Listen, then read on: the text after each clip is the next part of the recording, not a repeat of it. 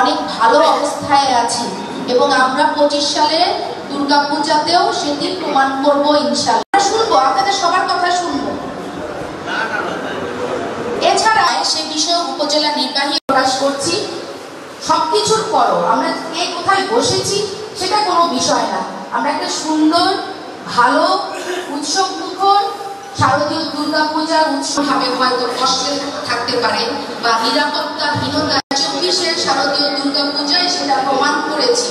সকলকে আবারও ধন্যবাদ। এখানে মোটামুটি আমি আশা করি যে আমার সকল মণ্ডপের করবেন এবং সেই কম্বাইন্ড টিমের কপিটা আমাদের কাছে যেন আসে, আমার কাছে অথবা আমার অফিসার ইনচার্জদের কাছে। ছোটখাটো কাজ করে দিতে হয়, যেমন পানি জমে আছে বা রাস্তায় কোনো একটা ঝামেলা হয়েছে, সহযোগিতা করবেন। এই হচ্ছে আমাদের জেলা পর্যায়ের মিটিং এর রেজুলেশন।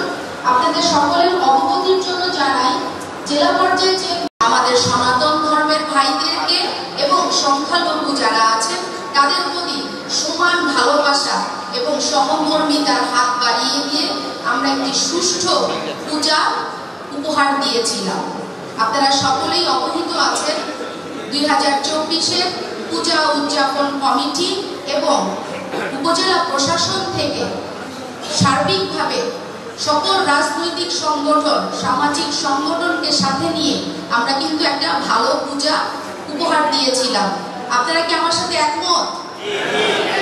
আলহামদুলিল্লাহ, আমরা খুব ভালোভাবে কিন্তু 24-এর পূজাটা সম্পূর্ণ করেছি। আপনারা সকলেই জানেন যে রাজনৈতিক সংগঠনগুলো কিন্তু তাদের একটি ভিজিলেন্স টিম গঠন করেছিল।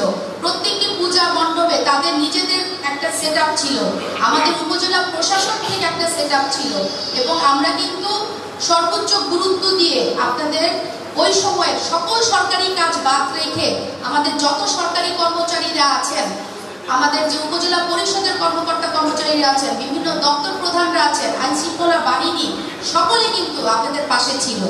এবং আমি ধন্যবাদ জানাতে চাই ওই সময় যারা কর্মরত ছিলেন তাদের সকলকে, বিশেষ করে বাংলাদেশ পুলিশ, বাংলাদেশ সেনাবাহিনী, র্যাব, ফায়ার সার্ভিস, আনসার, গ্রাম পুলিশের যারা